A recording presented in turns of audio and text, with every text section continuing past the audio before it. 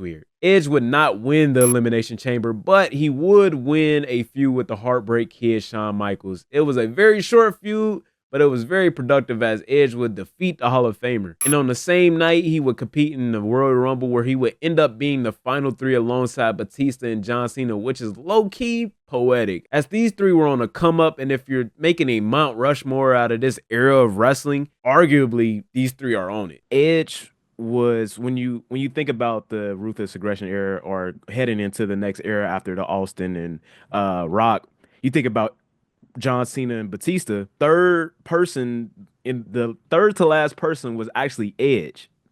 Mm-hmm. So was it at that time, was it like obvious that he was kind of being that guy, or was he still, it was still a prospect type of thing?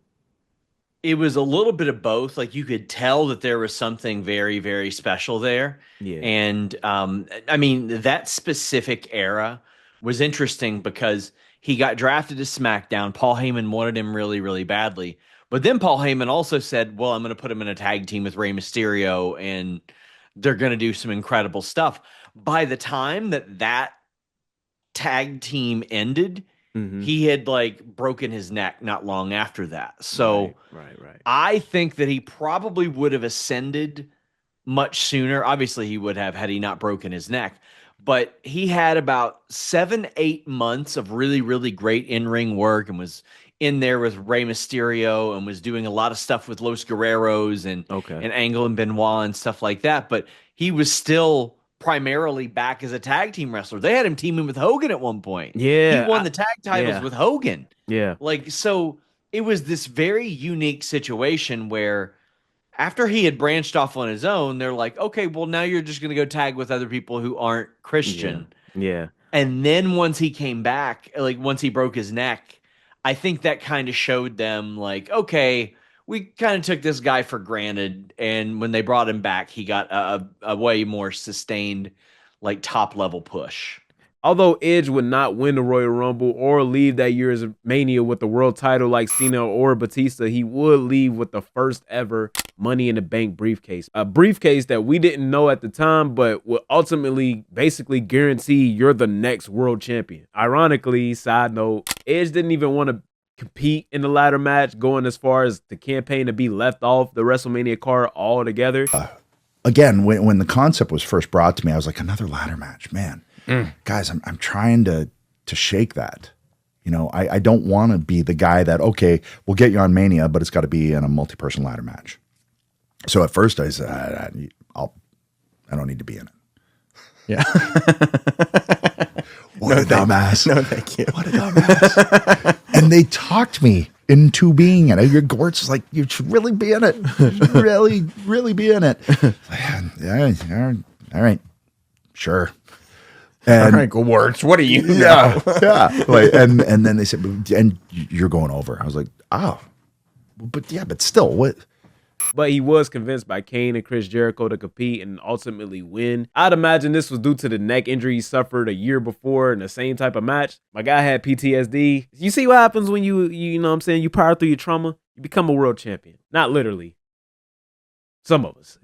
You may be thinking this was the peak of his come up as he was all but guaranteed to be the next world champion, but man, Adam Copeland would do something outside of wrestling that would ruin his relationship with a close friend and his then wife. But as much as he was about to lose, he was about to gain so much more as he was on the brink of making the mistake that would make him the legend that is the rated R superstar.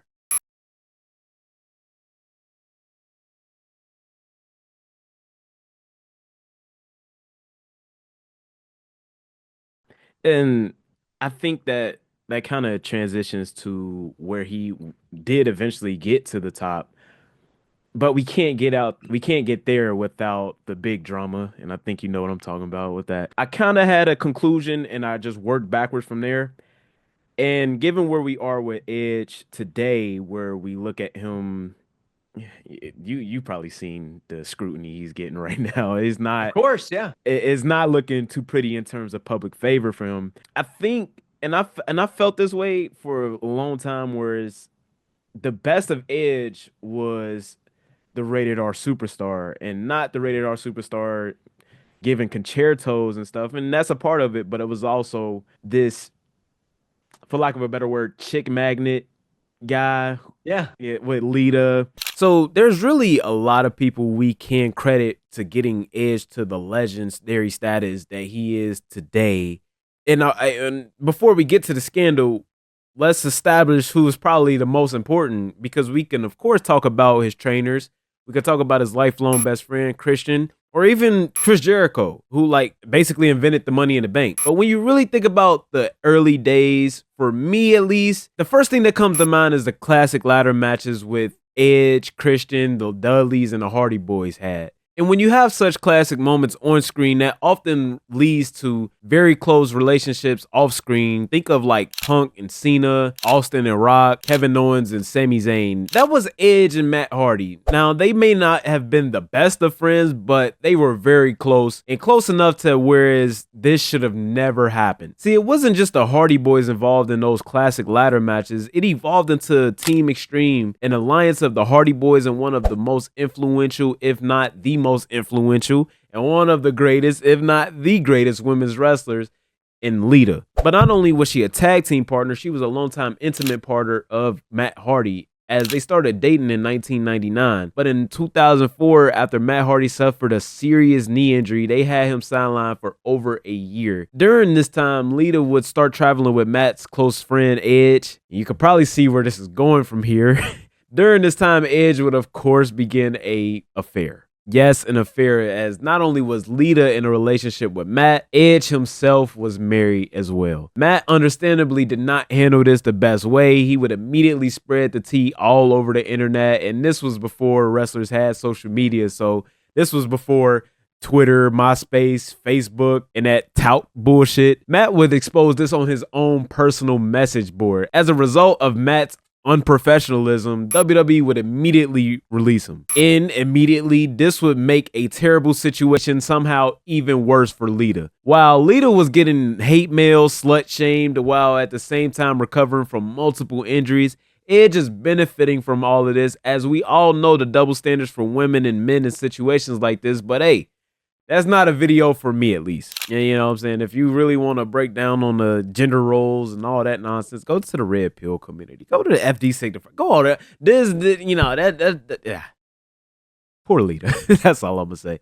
The worst that came out of this for Edge was the crowd reaction, as people would chant things at Edge like, "We want Matt," and "You screwed Matt." And of course, Edge will lose a friend in Matt Hardy and his wife. But I personally believe if you'll do what he did, it didn't really matter to him either way. Especially given the fact that Edge and Lita started dating after this. The most infamous backlash came at the WWE ECW One Night Stand pay-per-view, when WWE allowed Paul Heyman, of all people, to have a microphone without a script. With Edge in the crowd, Paul would bring out the real-life drama and said he had 2 words for Edge: Matt freaking Hardy. Yes, that was 3 words. Still a crazy line, because nowadays this was normal, but remember, this was 2005. This is equivalent to nowadays WWE saying Tony Khan on Monday Night Raw. It became such a big deal that WWE just couldn't ignore it. And the Fed, being the vultures that they are, decided to capitalize off this nonsense and pair Edge and Lita on screen. And it never really seemed as if Lita was truly happy, especially in hindsight when you add the fact that she would retire from wrestling about a year later. This was low-key the end of her as a singles competitor, although she would compete in matches every blue moon and would regularly be in the main event scene due to the alliance with Edge. I have to imagine this wasn't a fun time for her, especially since she retired a year later. Now, Sir Adam Copeland, on the other hand, this would be the moment that would make him the superstar we know him as today. This is how he became the rated R superstar, the ultimate opportunist, and arguably a top 5 bad guy of all time. I'm sure Adam regrets what happened here, but legitimately, I don't think we look at him as the legend he is today without this incident. Think about it. How many women have we seen him interact with on screen after this?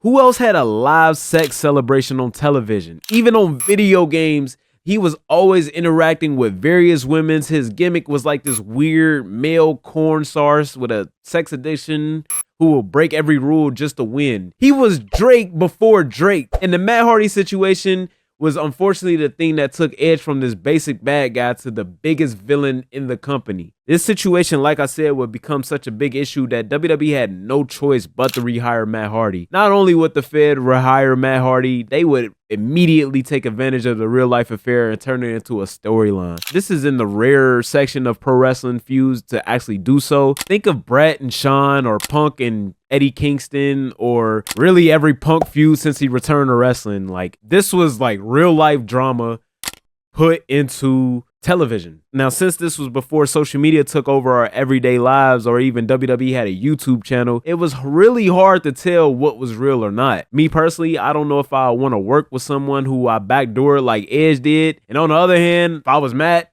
I highly doubt I want to work with someone who was smashing my ex-girl. That's tough, especially if the motherfucker was going to beat me in that program. Yes, Matt Hardy not only lost his woman, his friend, his job, and eventually the feud. He didn't just lose like, nah, this dude got his ass whooped weekly. Apparently the real life relationship between Edge and Lita didn't last that long. Apparently it was over between the two even brought it to television. All three involved was reportedly very uncomfortable with the storyline and would have preferred not to do it at all. Lita was probably the biggest loser out of all this. Like I said, she would retire about a year later. Her character was constantly slut shamed. That would not and should not be accepted today. And my unks and aunties can correct me if I'm wrong, but this wasn't happening before the affair. Like, I don't remember how Lita was treated before the affair, but I don't think she was slut shamed and looked at as like this prostitute character before this whole affair. The most egregious instance of this being after her retirement match, like literally after her retirement match. Crime Time, you know, the former WWE wrestlers JTG and the late great Shad Gaspard, yeah, them. They would go through her luggage and sell some of her personal belongings, such as underwear and feminine hygiene items. That's what I wrote on the script. That's why I'm like looking past you. I'm reading the script, and that's what it is. It's in quotation marks. What the fuck? You just gotta love wrestling, bro. Matt Hardy definitely has a legitimate case for being the worst out of all this. Not only did he lose, like I said, he lost his woman, and worst of all, I think he lost the support of higher-ups in WWE. I'm not sure what they thought of him before this whole debacle, but I'd imagine they thought better of him than someone who should get cucked and his ass whooped weekly with no revenge whatsoever. Matt would really never recover from this in terms of a WWE career. He went on to have success outside of Vince's company, such as in TNA and ROH, but this feud was arguably his peak as a single star in WWE, and unfortunately the results speaks for themselves. Now, Edge, on the other hand, like I said, this affair brought him to superstar level. There is no rated R superstar without this affair, as this became his whole character, and he played into it well. Edge legit looked like every biker bad boy from Disney or Lifetime movies. So, do we get that Edge? Do we look at Edge the same way if that Matt Hardy and Lita incident never happens? I don't think so. I think that this very real situation was a very important pivotal point in establishing him as a heel. Yeah. Because a lot of people really, really liked him for a while, but then he came back and he didn't quite catch fire. There were other talent that were getting pushes. Yeah. But honestly, Edge was really a way more complete package than all the people that were getting big main event pushes in 04 or so. I think that he was a more finished product than Randy Orton, who was getting that push. Chris Benoit, he had a lot more than Chris Benoit as far as personality and putting that together. I feel like there was a lot of that, and he kind of got skipped over because of that neck injury. However, they started to turn him heel, and I think the fact that this happened with Matt Hardy, who, I mean, I don't know if everybody can sympathize with being cheated on or anything like that, but everybody can sympathize with the idea that it could happen, like losing the person that you love. And I thought that I'll always remember something that Shane Helms said about that. He said, betrayal comes from a friend, not from an enemy. And I was like, man, that is a really good point. And the interesting element of it was, like, Matt Hardy and Edge had been rivals on TV for 5 years at that point. Right, Like they weren't friends on TV. They had a mutual respect. We Yeah. saw it in the ring after their first ladder match. They shook hands, and you always knew there was that mutual respect no matter what happened. But then off screen, what happened. And well, I think it taught a lot of people lessons because it taught people to not put their dirty laundry out there publicly. But in Matt Hardy's case, it benefited him ultimately because he got super over. And in Edge's case, he got as over as he's ever been and really established him as a heel because people didn't just dislike the character. They're like, I don't like this guy because he's got no morals and doesn't Yeah. care about his friends or anything. Like, So I think it played a very important role in establishing him as the top heel. yeah, I'm not sure how into video games you are, but Mhm. growing up, every SmackDown versus Raw storyline he was in had to do with a woman. Had to SmackDown versus Yes. Raw 2006. It was Trish. Like I don't think he's Yep. ever interacted with Trish. Like from growing up, he was just the ladies guy. After this love triangle feud, soon after he went on to win his first world championship and then start his biggest, most legendary feud with the company's biggest star, John Cena. You could even make the argument that he's John Cena's biggest rival. You'd be wrong, but you could definitely argue it, as there's no way you could tell the story of John Cena without Edge, and of course you can't tell the story of Edge without John Cena. If Cena is Tobey Maguire's Spider-Man, I argue Edge is his Green Goblin, maybe. Maybe it's Sandman. Maybe it's Dr. Ock. Doubt it, but yeah, you could make the argument. You could definitely make the argument. It was a career-long rivalry, as even after Adam retired, the two had meaningful segments together. This, of course, will help Adam become a big star in WWE. Even times where he wasn't on top, he still managed to make an impact, such as his time in Rated RKO with Randy Orton. I won't go into full detail how special this devious pairing was. Here's a video explaining it. Watch it after you're done here. I give you permission after you're watching this video. And I should add, my first ever wrestling show was Cyber Sunday 2006. It was in my hometown on my birthday. Like, ain't that insane? It's just crazy. At that said event, Rated RKO went up against my favorite tag team at the time, Shawn Michaels and Triple H, D-Generation X. This was the night of the infamous I just kick Stan, you know, when he just started super kicking all the security guards. Yeah, I saw that live on my 6th birthday in my hometown. After the pairing with Randy Orton, Edge will remain in the semi-mid card of the company, even competing in another Money in the Bank match and arguably still in the show for the 2nd year in a row. As at WrestleMania 22, he had a legendary spot with hardcore legend Mick Foley when he speared him through a table, a flaming table. Then the next year, he would have another memorable moment, again, arguably still in the show, with Jeff Hardy, when Jeff would jump from a big-ass ladder from inside the ring, leg drop into a big-ass ladder outside of the ring, in which on that ladder on the outside of the ring,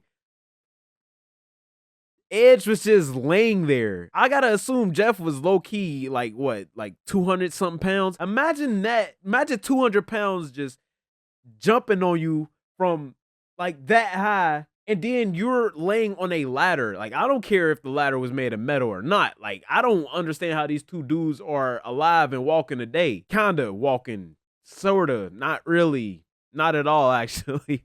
And when you take a step back, we're kind of getting a pattern here with Edge. Throughout his career, he had all these crazy instances, all these crazy moments where he may not be in a main event, but you will always come out of that show with Edge on your mind. And there's nothing wrong with that, but you have to ask yourself, why did he have to do all of this nonsense to just be a minor part of the program? You're going to hate my answer, but Edge is missing something, and I can't quite put my finger on it. Every wrestling fan you speak to who is rational will call Edge an undisputably, at worst, top 5 bad guy in WWE history. But with that said, no one would dare put him in the same era as the greatest of all time, such as The Rock, Stone Cold, Hulk Hogan, Bret Hart, John Cena, or even his tag team partner, Randy Orton. You might be thinking, that's unfair, he had to retire early, and I hear you, but that's bullshit. Edge was an active competitor in WWE from 1998 to 2011. That's 13 years of main events, primetime TV, literally winning the most championships in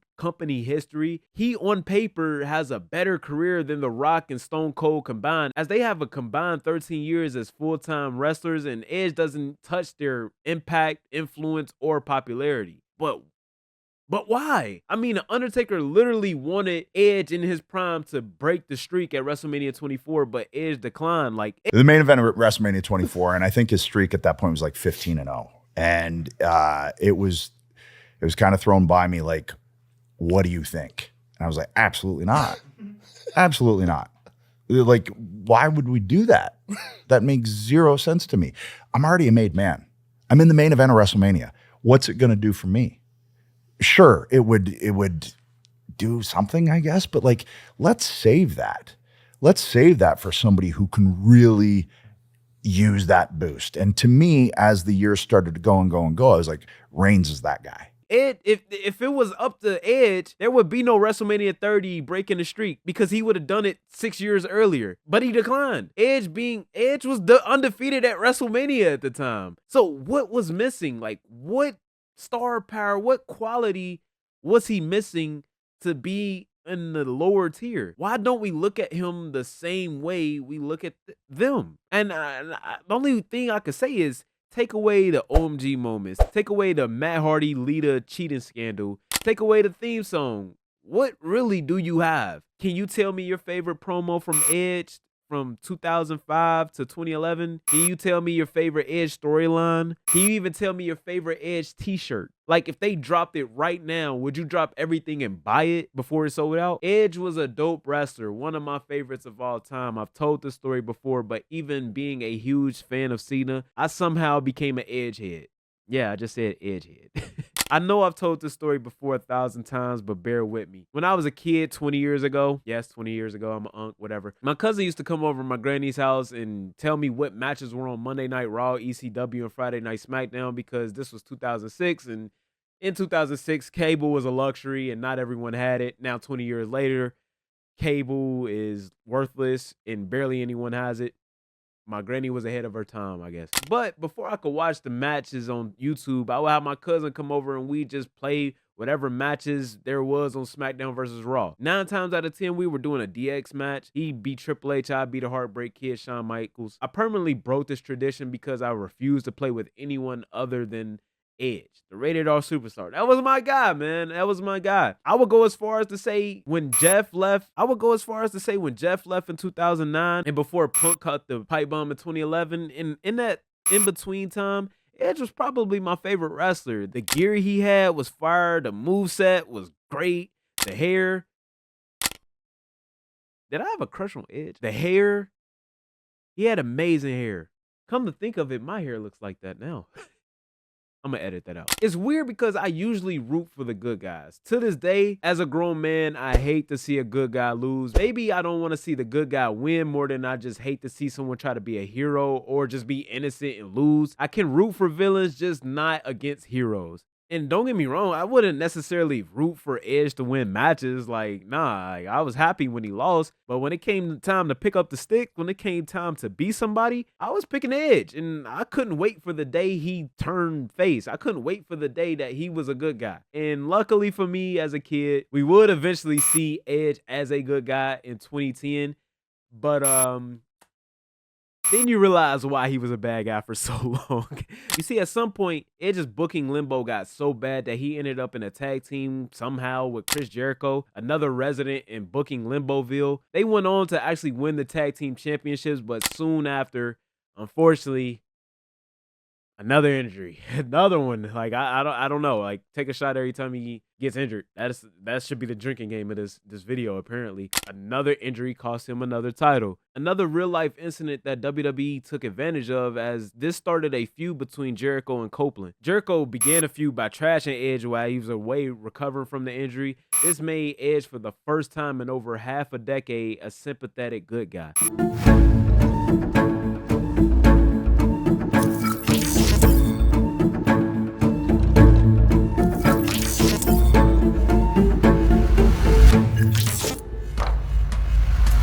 And the story was simple. 2 bad guys join forces. One of the bad guys gets hurt. The other bad guy turns on them. The hurt one gets better and returns for revenge with the crowd's approval. And it started off amazing as Edge returned and won the Royal Rumble for the first time. That Rumble win would, of course, earn him a shot at the world title. And guess who is the champion? If you guess Chris Jericho, congratulations. You win a game I like to call wrestling is kind of predictable and a bunch of recycled storylines. And how long can it really be enjoyable for a lifelong fan at 24 years old? So this has all the makings for a WrestleMania classic. What could really go wrong? Well, I don't really know what went wrong, but it went wrong. I think when he retired, that was like my favorite Edge, like right before he retired. Yeah. Because he was a babyface then. But did he ever really work as a face? Like, Oh yeah. did he? Yeah. He was a very good babyface for a little while. People liked him. Like Edge and Christian, when they broke off from the Brood, worked as baby faces. And honestly, when they were together as a team, like the crowd loved him. Like Okay. the audience loved the 5-second pose and all that stuff. But then when he split off from Christian, he was a baby face pretty well from that point up until I think it was the heel turn after Money in the Bank, after he won that. And I think he attacked Benoit. For technically almost 4 years, even though he missed a full year of that. And then did he ever find his footing as a heel. Like it worked. He was a great foil to John Cena for all those years. I was thinking about this earlier, and I wanted to ask you, can it even be like debated? If somebody said he's the greatest heel of all time, like, well, not even greatest, but the best, just in terms of skill and actually making you want to hate him, who could even say for sure he's better than them? Yeah, so one of the things that I felt like was very unique about him was on TV, you look at him and you're like, I might beat the shit out of him myself. Yeah. But if you saw him in person, this guy's like 6'3", 6'4". Mm-hmm. He's in really good shape. He can talk better than most people. Yeah. He's an outstanding wrestler, and that's after the neck injury. Like, there are things that he does. I don't know if you would say he was the best at any single category, but it's like he's top 3 at any. When he was there, he was the top 3 in every category. Okay. And it's like the old like Mario Kart standings. Like, you don't have to win every race to win the cup. Yeah. And that's how he was. Okay. Because he was so proficient at everything, you could trust him with anything. Yeah. So if it was working with somebody like Lita, if it was taking a guy like John Cena, who a bunch of people were convinced couldn't work, and make him look like he could work, that was important. Okay. He also he had a babyface run. I had almost forgotten when he came back from injury. So when he had torn his Achilles. 2010? Yeah. Yeah. And whenever he came back, he was a babyface there for a while because he won the Rumble upon returning. So I mean, there were a couple times, but his strongest work was always as a heel. Okay. I don't know who decided to do what they ended up doing, but WWE chose to have Edge lose to Christian at WrestleMania. This sent him right back into booking limbo. He was too hot to lose to just anyone. At the same time, he was not hot enough to dethrone any of the world champions. Think about like Jey Uso for the past 5 years outside of WrestleMania 41. Yeah. Think of Bray Wyatt's entire career, or for an AEW example, look at MJF right now. And MJF is actually the perfect example because the good guy turn for this guy was such a failure that WWE had to revert right back to having him as a bad guy just a few months later. When Edge went on to attack Randy Orton to little to no crowd reaction, it led to absolutely nothing. He was in a weird mini feud with the Great Khali, was involved in that awful WWE versus Nexus SummerSlam match, and worst of all, the feud he had with the laptop. Yes, ladies and gentlemen, Edge's last feud on Monday Night Raw was with the anonymous GM that turned out to be Hornswoggle. It was the 2010s. It was fucking weird. Maybe just life is weird. Due to this feud, Edge was traded back to SmackDown. From here, he reunited with his SmackDown 6 partner, Rey Mysterio, turning babyface one last time. Edge and Mysterio went on to live up to the SmackDown 6 moniker, captaining, if that's a word, the SmackDown tag team at the Bragging Rights pay-per-view. They actually went on to lead their team to a victory, giving us this classic photo of the two. And slight spoiler, this would not be the last time they tagged together in a multi-tag team match. but we'll get to that later. And nor was it the last time they shared the ring together in any aspect, as they shared the ring as they end the year in a fatal 4-way TLC match at the namesake pay-per-view against Alberto Del Rio, notable prick, and at the time, World Heavyweight Champion Kane, also a notable prick. Edge went on to win that match, and I should mention this match was very good.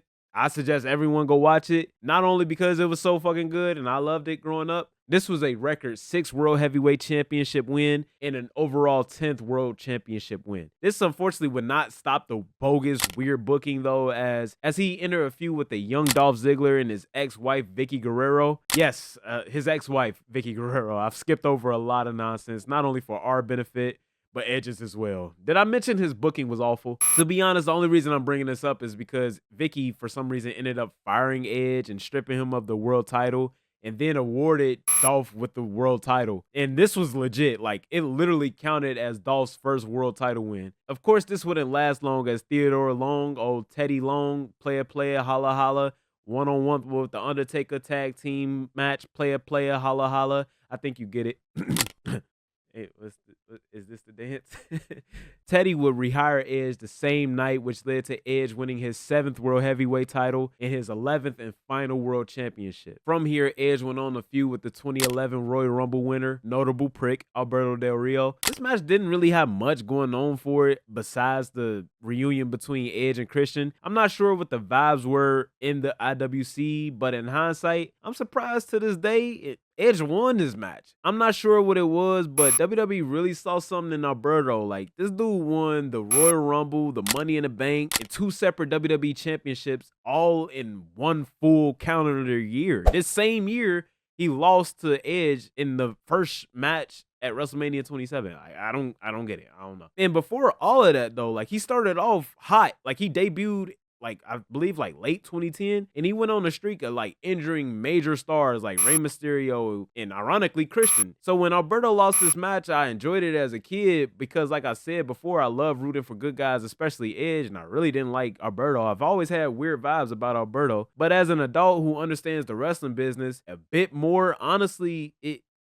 just puzzles me. It really puzzles. That's the best word for it. It puzzles me that Edge won. I assume WWE would go on to regret this decision, as just 2 weeks later, Adam Copeland would receive some news that would change the trajectory of his life and my life forever.